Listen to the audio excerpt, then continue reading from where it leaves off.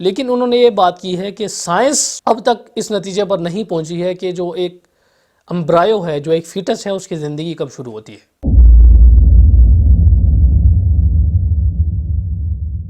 گزشتہ کچھ عرصہ پہلے میں نے ایک مضمون لکھا ایک کتاب میں، جو کتاب ابھی چل رہی ہے، انشاءاللہ تکمیل ہونے پر اسے شائع بھی کیا جائے گا۔ اس کتاب کا نام ہے جنین کے مسائل و احکام۔ اس کتاب کے اندر مختلف چیپٹرز بنائے ہیں، مختلف چیپٹرز ڈیوائیڈ کیے ہیں، اور انشاءاللہ 400 سے 500 صفحے کی کتاب ہوگی۔ تو اس میں اس چیز کو بھی دیکھنے کا موقع ملا کہ جو جنین ہے یا جو فیٹس ہے، اس کو امبرائیولوجی میں کس نظر سے دیکھا جاتا ہے، کیونکہ بعض جو حضرات ہیں آج کے زمانے میں، دہریت کا زمانہ چل رہا ہے، تو بعض جو ملحدین ہیں یا دہری ہیں، وہ اس چیز پر اعتراض اٹھاتے ہیں کہ قرآن مجید نے جنین کے جو مراحل بیان کیے ہیں وہ سائنس کے خلاف ہیں وغیرہ وغیرہ۔ تو خیر اس چیز کو بھی میں اسکپ کرتا ہوں۔ میرا بنیادی طور پر بتانے کا مقصد یہ ہے کہ جو جنین کے اندر روح پھونکی جاتی ہے، تو اس میں اسلامک پوائنٹ آف ویو، اسی طرح جو سائنس کا پوائنٹ آف ویو ہے، وہ آپس میں تصادم کا شکار ہوتے ہوئے نظر آتے ہیں ہمیں۔ اور بعض لوگ یہ کہتے ہیں کہ جو فیٹس کے اندر روح پھونکی جاتی ہے، اس سلسلے میں اگر سائنس کو دیکھا جائے تو جو میڈیکل یا سائنس ہے، اس نے زندگی کے دار و مدار روح پر نہیں رکھا، یعنی وہ زندگی کے دار و مدار حرکت پر ہے کہ حرکت ہی زندگی کی علامت ہے۔ اور ظاہر ہے science is based on observation and experiments. تو سائنس جو ہے وہ ایکسپیریمنٹس پر، آبزرویشنز پر جو چیزیں نظر آتی ہیں، مشاہداتی چیزیں ہوتی ہیں، ان پر یقین رکھتی ہے۔ روح تو نظر نہیں آتی، تو روح پر کیسے بلیو کر لے گی سائنس؟ اسپرٹ، یعنی کہ اسپرٹ ہی کسی چیز کی بنیاد ہے، اس چیز کو کیسے ایکسیپٹ کر سکتی ہے؟ انہوں نے یہ کہا ہے کہ حرکت سے ہی زندگی شروع ہوتی ہے، اور حرکت ہی کسی زندگی کی علامت ہے۔ حرکت سے مراد موومنٹ۔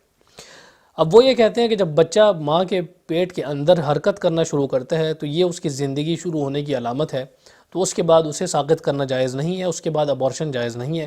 اسی بنیاد پر جو مختلف ممالک ہیں انٹرنیشنل لیول پر، تو ان کے قوانین بھی بنائے گئے، اور جو رومن کیتھولک یا چرچ وغیرہ ہیں یا کرسچینٹی جن یعنی ملکوں میں رہی، انہوں نے بھی اس کے مطابق اپنے قوانین بنائے اور اسی کے مطابق آگے چلتے رہے۔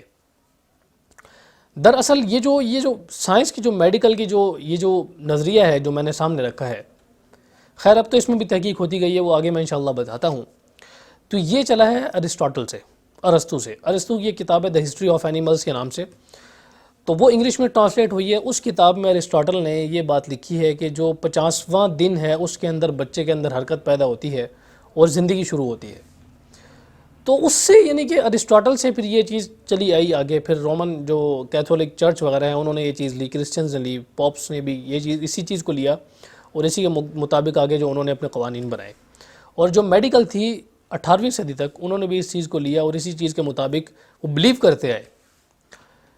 لیکن پھر بعد میں کچھ جو ایمبرائیولوجی کے ماہرین ہیں، یہ میڈیکل کے جو ماہرین ہیں، انہوں نے یہ بات کی نہیں، ایسا نہیں ہے۔ انسانی زندگی کی ابتدا اسی وقت سے شروع ہوتی ہے جب ایک جو نطفہ ہے وہ سپم ماں کے جو رحم میں پہنچتا ہے، اسی وقت سے شروع ہو جاتی ہے۔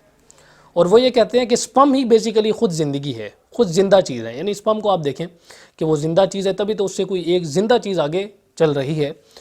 تو سپم کو وہ کہتے ہیں کہ ایک زندہ چیز ہے، اور اسی بنیاد پر آگے سارا سلسلہ چلا کرتا ہے۔ تو پھر اس کے مطابق بعض ملکوں میں یہ قوانین بننا شروع ہوئے کہ جو ایک دفعہ اگر ابورشن ہو جائے، ایک دفعہ اگر جو حمل ٹھہر جائے، تو اس کے بعد پھر ابورشن جائز نہیں ہے اور درست نہیں ہے، اللیگل ہے۔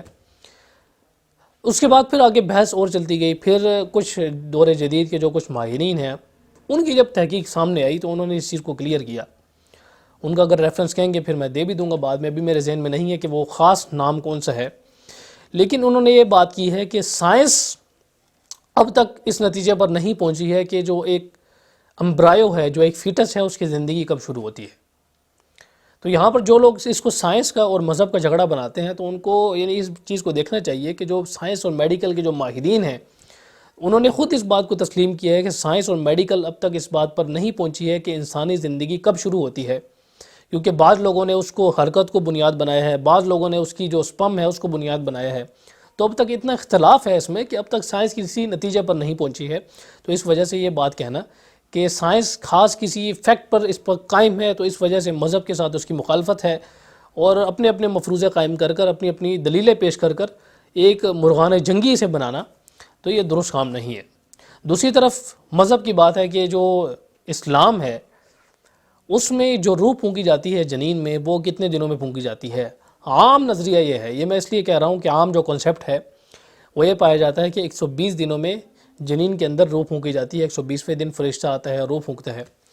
بہرحال انشاءاللہ کسی اور موقع پر اس چیز کو ڈسکس کریں گے اور اس چیز کو واضح کریں گے مختلف احادیث کی روشنی میں، کیونکہ کچھ احادیث میں یہ بات بھی آتی ہے کہ فرشتہ 42ویں دن آتا ہے، 40ویں دن آتا ہے، پھر روح پھونکتا ہے. اور جنین کے جو مختلف مراحل ہیں اس کے بارے میں بھی انشاءاللہ ہم ڈسکس کریں گے. جو قرآن مجید میں مراحل آئے ہیں، جو احادیث میں مراحل آئے ہیں، جو حدیثوں میں جنین کے بارے میں ذکر ملتا ہے، ایک بڑا دلچسپ موضوع بن جاتا ہے جب انسان اس پر تحقیق کرتا ہے. تو اس پر انشاءاللہ پھر گفتگو کریں گے. میں نے تحقیق تو اس پر کی ہوئی ہے لیکن پھر انشاءاللہ گفتگو کریں گے اور اس چیز کو سامنے لے کر آئیں گے.